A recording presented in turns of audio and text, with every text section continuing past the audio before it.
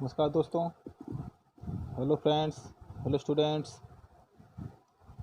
आज हम लोग प्रीपोजिशन पढ़ेंगे।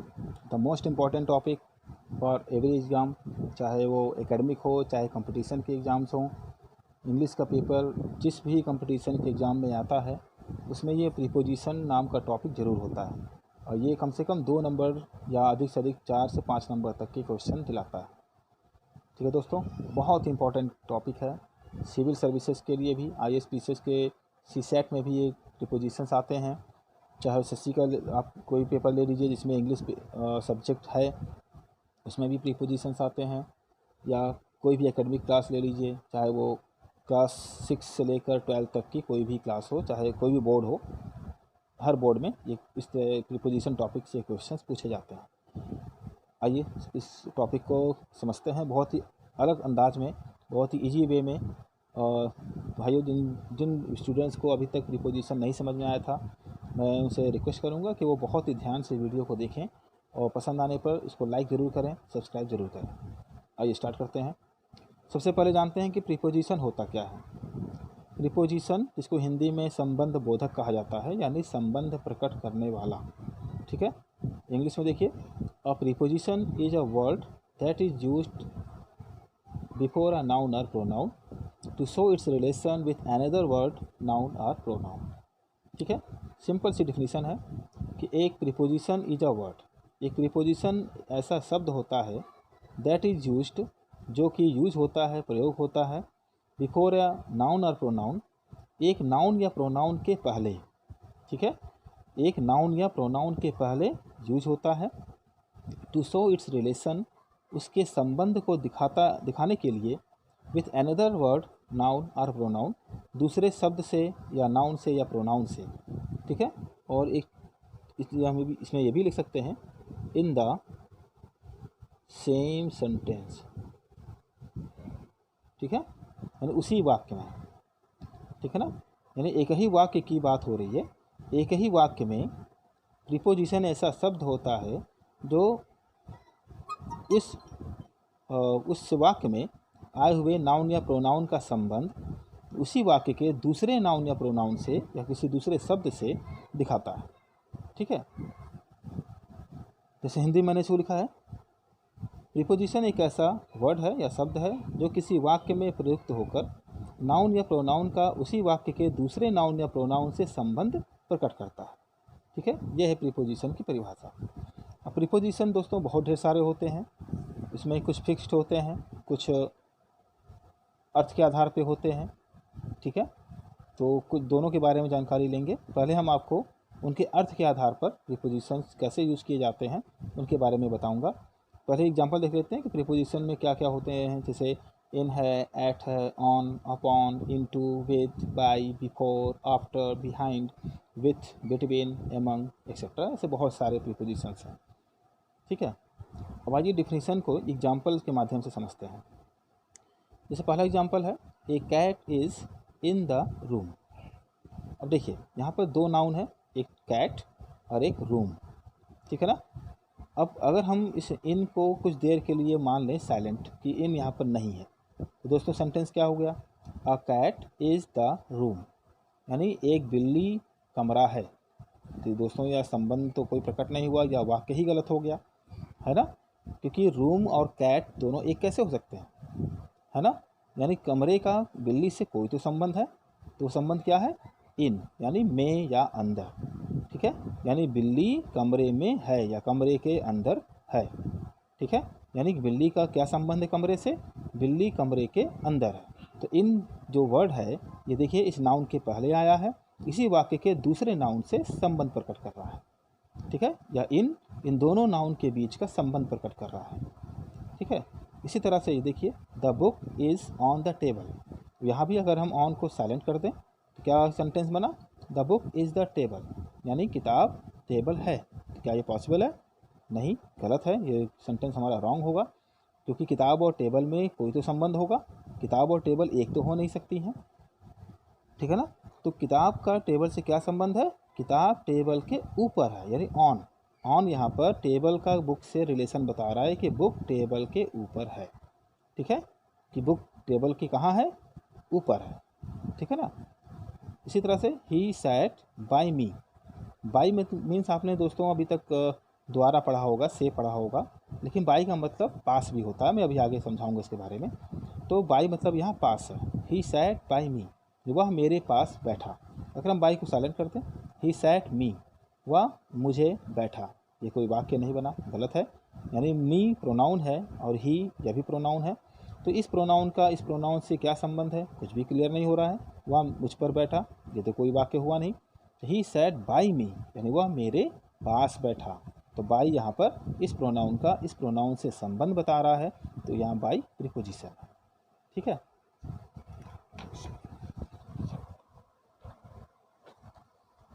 और एग्जाम्पल दोस्तों, अब एग्जाम्पल मैंने इतना दिया और आपको इन एग्जाम्पल्स को रूल्स के माध्यम से, कि रूल्स क्या क्या हैं उनके माध्यम से मैं आपको समझाता हूँ।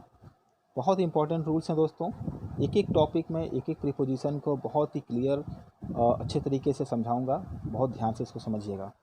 देखिए, use of at and in, यानी एट और इन का प्रयोग। देखिए दोस्तों, एट और इन का प्रयोग स्थान के लिए भी होता है, यानी प्लेस के लिए, और समय के लिए भी होता है, यानी टाइम के लिए। ठीक है ना। पहले स्थान के लिए देखते हैं। एट और इन का प्रयोग स्थान के लिए कैसे करते हैं। देखिए, एट का प्रयोग गांव, कस्बों, ठीक है, कॉलोनियों, चौराहा, गली, मोहल्लों आदि छोटी जगहों के लिए किया जाता है। ठीक है। एट का प्रयोग कहाँ कहाँ करते हैं, गांव के लिए, कस्बों के लिए, कॉलोनी के लिए, चौराहों के लिए, गली मोहल्लों आदि जो छोटी जगह हैं उनके लिए किया जाता है। ठीक है ना। इनका प्रयोग कहाँ होता है, इनका प्रयोग शहर, राज्य, देश, द्वीप, महाद्वीप आदि के लिए किया जाता है। ठीक है। यानी ऐट का प्रयोग छोटी जगहों के लिए, जैसे गांव, कस्बों, कॉलोनी, चौराहा, गली मोहल्लों आदि के लिए, और इनका प्रयोग बड़े जगहों के लिए, जैसे शहर हो गया, राज्य है, देश है, द्वीप, महाद्वीप आदि के लिए। ठीक है। यह स्थान के लिए हम प्रयोग करते हैं ऐट और इन को। दोस्तों, एग्जाम्पल जब भी आपको मिले एग्ज़ाम टाइम में, चाहे किसी भी एग्ज़ाम में आप बैठे हों, प्रीपोजिशन आए हों और स्थान के लिए आप ऐट और इन का प्रयोग कर रहे हों, तो वहाँ इस बात का ध्यान रखिएगा कि छोटी जगहों के लिए, जैसे गांव, कस्बों, कॉलोनी, चौराहा, गली मोहल्ले, इनके लिए ऐट का प्रयोग करिएगा, और बड़ी जगहों के लिए, जैसे शहर, राज्य, देश, द्वीप, महाद्वीप आदि के लिए इनका प्रयोग करिएगा। ठीक है। जैसे एक एग्जाम्पल मैं दे रहा हूँ, Gandhi ji was born at Porbandar इन गुजरात। ठीक है। अब देखिए, यहाँ पर इस एक सेंटेंस में दोनों ही प्रीपोजिशन आ गए, ऐट भी आ गया, इन भी आ गया। ठीक है। अब इनका प्रयोग कैसे हुआ है, अब देखिए, ऐट यहाँ पर पोरबंदर के लिए लगाया गया, इन यहाँ गुजरात के लिए लगाया गया। तो सीधा सीधा यहाँ पर दोनों में अंतर स्पष्ट है। पोरबंदर एक जगह है, एक ज़िला है, ठीक है, और गुजरात एक राज्य है। ठीक है दोस्तों। ये वर्तमान समय की बात की जाए तो वर्तमान समय में पोरबंदर भी बड़ा एक ज़िला है और गुजरात तो एक राज्य है ही, यानी दोनों ही जगह बड़ी हैं। जैसा भी मैंने कहा कि शहर, राज्य दोनों के लिए इनका प्रयोग करते हैं। लेकिन दोस्तों, अगर राज्य और ज़िला दोनों बड़ी जगहें एक साथ प्रयोग की गई हों एक ही वाक्य में, तो उस कंडीशन में हम दोनों में जो छोटी चीज़ होगी, छोटी जगह होगी, उसमें ऐट का प्रयोग करेंगे और बड़ी जगह के लिए इनका प्रयोग करेंगे। जैसे गुजरात राज्य है, तो गुजरात की तुलना में पोरबंदर छोटा है, एक ज़िला है, तो छोटा होने की वजह से पोरबंदर में ऐट लगाया गया और गुजरात में इन लगाया गया। ठीक है दोस्तों, पोरबंदर कोई गांव नहीं है, कोई कस्बा नहीं है, कोई कॉलोनी नहीं है, ये कोई गली मोहल्ला नहीं है, फिर भी ऐट लगा। क्यों? क्योंकि गुजरात की तुलना में तो छोटा ही है, इसलिए पोरबंदर के लिए ऐट, और गुजरात एक राज्य है, पोरबंदर से बड़ा है, इसके लिए इनका प्रयोग किया गया है। ठीक है। दूसरा देखते हैं, use of at and in समय के लिए। अब ऐट और इन का प्रयोग अभी हम लोगों ने ऊपर देखा, स्थान के लिए, जगह के लिए कैसे करते हैं। अब ऐट और इन का प्रयोग समय के लिए कैसे करते हैं, इसे भी देख लेते हैं। ऐट का प्रयोग निश्चित समय, ठीक है, निश्चित समय मतलब point of time. Point of time यानी केंद्र बिंदु, समय का बिंदु, यानी एक फिक्स समय दिया हो, एक निश्चित समय दिया हो जब काम शुरू होता है, या समय का बिंदु दिया हो, एग्जैक्ट टाइम कह सकते हैं। जबकि इन का प्रयोग कब होता है, समयावधि यानी पीरियड ऑफ टाइम के लिए, यानी समय की अवधि के लिए, ड्यूरेशन ऑफ टाइम, ठीक है, के लिए किया जाता है। जैसे एट 5 o'clock यानी 5 बजे, बिल्कुल फिक्स टाइम है। एट 5 PM यानी शाम के 5 बजे, ये फिक्स टाइम है। इन सब के लिए ऐट लगाते हैं जो कि फिक्स टाइम हो। इन 2 days 2 दिनों में, यह निश्चित नहीं है, फिक्स नहीं है, तो इन लगाया गया। इन 5 years 5 सालों में, जब भी फिक्स नहीं है, निश्चित नहीं है, इनके लिए भी इन लगाया गया। ठीक है दोस्तों, एट का प्रयोग समझ में आ गया। एट और इन का प्रयोग समय के लिए कब करते हैं? तो घड़ी का एग्जैक्ट टाइम हमें बताना हो या लिखना हो तो हम उसमें एट लगा कर लिखते हैं। At 5 o'clock, at 5 PM, at 5 AM, इस तरह से। और जब अनिश्चित समय के यानी दिनों, सालों और महीनों के बारे में लिखना हो तो इनका प्रयोग लगाते हैं, जो अनिश्चित माना जाता है।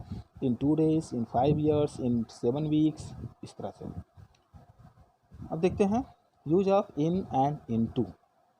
देखिए दोस्तों, इन और इन टू दोनों का अर्थ होता है में या अंदर। ठीक है, इन मीन्स भी में या अंदर, इन टू मतलब भी होता है में या अंदर। दोनों की मीनिंग सेम होती है, तो प्रयोग क्या हो, कैसे अलग हुआ? अब देखिए इनका प्रयोग कैसे करते हैं हम। इनका प्रयोग स्थिर अवस्था के लिए किया जाता है। स्थिर अवस्था का मतलब कोई वस्तु जिसमें किसी भी तरह का कोई मोशन ना हो, किसी प्रकार की कोई गति ना हो, वह बिल्कुल स्टेबल हो, स्थिर हो, वहाँ पर इन का प्रयोग करते हैं। और इन टू का प्रयोग जहाँ पर गतिमान अवस्था की बात हो, यानी गतिमान अवस्था यानी कि वह वस्तु मोशन में हो। ठीक है, यानी इसमें कोई ना कोई किसी न किसी प्रकार की गति हो रही हो, उस जगह पर इन टू का प्रयोग करते हैं। ठीक है, इन टू का प्रयोग गतिमान अवस्था के लिए किया जाता है। ठीक है, इस एग्जाम्पल देखते हैं, एग्जाम्पल से क्लियर हो जाएगा। The cap is in the bag, यानी कैप जो है, टोपी जो है, वह बैग के अंदर है, बैग में है। अब बैग भी स्थिर है और टोपी भी स्थिर है, दोनों स्थिर हैं। ठीक है ना, इसीलिए यहाँ पर इन लगाया गया। ठीक, मैंने यहाँ लिख भी दिया है स्थिर अवस्था। दूसरा एग्जाम्पल देखिए, the dog jumped into the well, कुत्ता कुएं में कूदा। दोस्तों इनटू यहाँ लगाया गया, क्यों? क्योंकि कुत्ता कुएं में कूदा है, कूदने का जो कार्य है वह गतिमान अवस्था में होगा, स्थिर अवस्था में तो होगा नहीं। ठीक है ना, तो कुत्ता जब कूदेगा, दौड़ते हुए आया और कुएं में गिर गया, यानी ऊपर से नीचे तक किसी न किसी प्रकार की गति हुई, मोशन हुआ, गतिमान अवस्था में हुआ, इसीलिए यहाँ पर इनटू लगाया गया। ठीक है, मैंने लिख भी दिया है ब्रैकेट में गतिमान अवस्था। ठीक है, अगला देखिए, use of on and upon. दोस्तों इन और इनटू की तरह ही ऑन और अपॉन का भी यूज होता है, मीनिंग अलग है। ऑन और अपॉन दोनों की मीनिंग होती है पर या ऊपर, यानी ऑन मतलब भी पर या ऊपर, अपॉन मतलब भी पर या ऊपर। ठीक है, अंतर क्या है? अभी हमने कहा आपको, इन और इनटू की तरह ही ऑन और अपॉन का प्रयोग भी किया जाता है। ऑन का प्रयोग स्थिर अवस्था के लिए किया जाता है, जबकि अपॉन का प्रयोग गतिमान अवस्था के लिए किया जाता है। ठीक है, स्थिर अवस्था यानी स्टेबिलिटी, उसके लिए ऑन लगाते हैं। गतिमान अवस्था यानी मोशन, इसमें अपॉन लगाते हैं। जैसे the book is on the table, किताब टेबल पर है।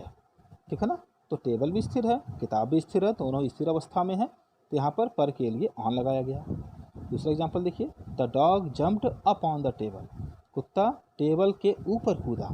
ऊपर यानी गतिमान अवस्था में कूदा, कूदने का काम गतिमान अवस्था में होता है, इसीलिए यहाँ पर अपॉन का प्रयोग किया गया, क्योंकि मीनिंग दोनों की एक ही है, सेम है, यहाँ भी ऊपर है, यहाँ भी ऊपर है। ठीक है ना, ऑन और अपॉन आपको समझ में आ गया होगा।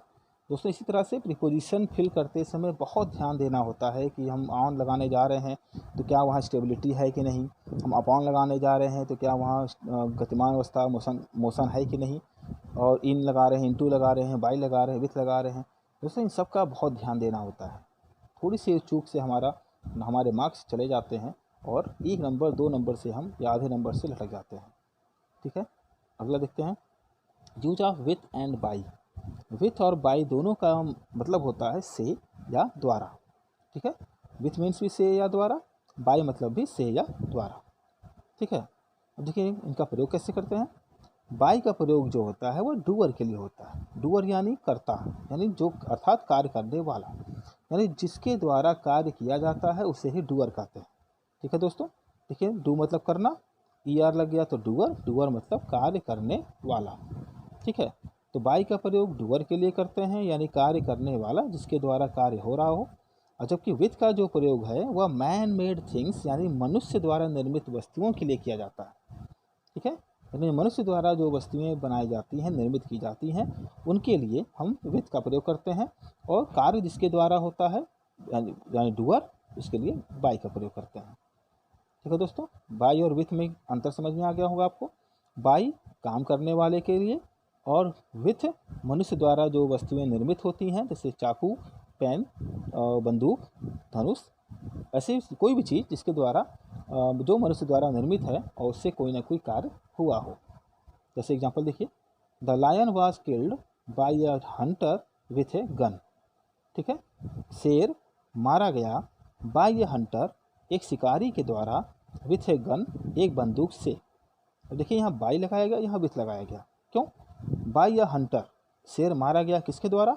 हंटर यानी शिकारी के द्वारा, यानी शिकारी डूअर है, शिकारी के द्वारा ही शेर मारा गया है, यानी काम किसने किया है? शिकारी ने, इसलिए हंटर के लिए बाई लगाया गया। और किस चीज़ से मारा है? गन से। और गन क्या है? मैन मेड थिंग है, यानी मनुष्य द्वारा निर्मित एक यंत्र है। ठीक है, तो मनुष्य द्वारा निर्मित यंत्रों या मशीनों के लिए विथ लगाते हैं, तो यहाँ गन के लिए विथ लगाया गया। ठीक है, by a hunter with a gun. ठीक है दोस्तों, आगे देखते हैं। अगला है use of between and among. देखिए, बिटवीन और एमंग दोनों की मीनिंग होती है बीच में। बहुत सारे लोग कंफ्यूज होते हैं कि हम बिटवीन लगाएं या एमंग लगाएं। दोस्तों, इनका अंतर बहुत ही आसान है समझना। देखिए, बिटवीन का जो प्रयोग होता है वो केवल दो वस्तुओं के लिए या दो व्यक्तियों के लिए या दो स्थानों के लिए किया जाता है, और जबकि एमंग का जो प्रयोग होता है वो दो से अधिक, यानी 3, 4, 10, 20, लाखों, करोड़ों, कितने भी हों, दो से अधिक वस्तुओं, व्यक्तियों, स्थानों आदि के लिए किया जाता है। ठीक है, बिटवीन का यूज़ केवल दो के लिए, एमंग का यूज़ दो से अधिक के लिए। जैसे एग्जाम्पल देखिए, distribute these sweets between Ram and Shyam. Distribute यानी बांट दो, दीज स्वीट्स ये मिठाइयाँ, बिटवीन राम एंड श्याम, राम और श्याम के बीच में।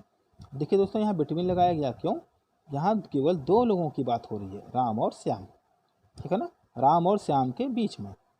और वही सेंटेंस सेम यहाँ भी है, distribute these sweets among the boys, या एमंग लगा दिया गया, क्यों? यहाँ भी बात वही कही गई है कि मिठाइयों को बांट दो, लेकिन कहाँ? बच्चों या लड़कों के बीच में।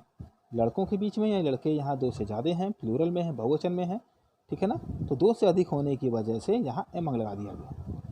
ठीक है, तो ये अंतर है बिटवीन और एमंग में। दोनों की मीनिंग होती है बीच में, दो के लिए बिटवीन, दो से अधिक के लिए एमंग। अब देखिए, इन और within, use of in and within. In और विद इन दोनों की मीनिंग लगभग एक जैसी होती है, में या अंदर। तो दोनों का अंतर क्या है? दोनों में इनका जो प्रयोग होता है समय की समाप्ति के लिए किया जाता है। समय की समाप्ति का मतलब यानी जितना समय कहा गया वो सारा समय पूरा करके, यानी वो सारा समय कंप्लीट करने के बाद। और विद इन का मतलब होता है, विद इन का प्रयोग वहाँ होता है जहाँ समय से पहले ही कोई कार्य हो गया हो। ठीक है, यानी विद इन का प्रयोग समय की समाप्ति से पहले के अर्थ में किया जाता है। ठीक है, यानी कोई कार्य जितना समय कहा गया उतने उस समय से पहले ही हो गया हो, तो वहाँ विद इन का प्रयोग करते हैं। और जहाँ जो समय दिया गया उस समय पूरा लग गया, पूरा समय हो गया, तो वहाँ इन का प्रयोग होता है। जैसे एग्जाम्पल देखिए, ही केम इन 2 days, वह 2 दिनों के बाद आया, यानी 2 दिन पूरा करने के बाद आया। ठीक है ना, 2 दिनों का जो समय था वह पूरा कर लिया फिर आया, यानी समय पूरा हो गया, समय की समाप्ति, इसलिए इनका प्रयोग किया गया। इसमें देखिए, ही केम विद इन 2 days, वह 2 दिनों के अंदर आ गया, यानी 2 दिनों से पहले ही आ गया, यानी 2 दिन का समय पूरा भी नहीं हुआ था उससे पहले ही वह आ गया, यानी समय समाप्ति से पहले। ठीक है, तो समय समाप्ति पर इनका प्रयोग करते हैं और समय समाप्ति से पहले के लिए विद इन का प्रयोग करते हैं। ठीक है दोस्तों, अगला है use of behind and after. Behind और आफ्टर का प्रयोग। दोस्तों, बिहाइंड का जो मतलब होता है वह होता है पीछे। ठीक है, और आफ्टर का मतलब होता है के पीछे। दोनों में क्या अंतर है? बिहाइंड मीन्स केवल होता है पीछे, केवल पीछे, यानी तुम अपने पीछे देखो, मेरे पीछे क्या है। और आफ्टर का प्रयोग होता है के पीछे। के पीछे का मतलब किसी वस्तु के पीछे या किसी व्यक्ति के पीछे। ठीक है, जबकि आफ्टर का प्रयोग के पीछे के अर्थ में किया जाता है। के पीछे समझ में आ गया दोस्तों, किसी वस्तु या किसी व्यक्ति के पीछे। एग्जाम्पल से समझ लीजिए, ही लुक्ड बिहाइंड हिमसेल्फ, उसने देखा बिहाइंड हिमसेल्फ, अपने पीछे। ठीक है, यहाँ पर केवल पीछे आया हुआ है, अपने पीछे देखा। यहाँ देखिए, ही रैन आफ्टर अ थीफ, वह एक चोर के पीछे, रैन मीन्स दौड़ा या भागा, वह एक चोर के पीछे भागा, यानी चोर के पीछे, यहाँ पर के पीछे आया है। ठीक है, तो बिहाइंड केवल पीछे के लिए यूज करते हैं, पीछे का अर्थ आता है। और आफ्टर मतलब के पीछे, यानी किसी दूसरे व्यक्ति या वस्तु के पीछे के अर्थ में आता है। तो बिहाइंड और आफ्टर का मतलब समझ गए होंगे आप, बस थोड़ा सा अंतर है। बिहाइंड मीन्स पीछे, आफ्टर मतलब के पीछे। अब एक बार सेंटेंस को पढ़ करके उसका सेंस निकालिएगा, आपको खुद पता चल जाएगा कि हम बिहाइंड यहाँ यूज करें या आफ्टर। अगला है दोस्तों, use of over and above. देखिए, ओवर मतलब भी ऊपर होता है, एबव मतलब भी ऊपर होता है।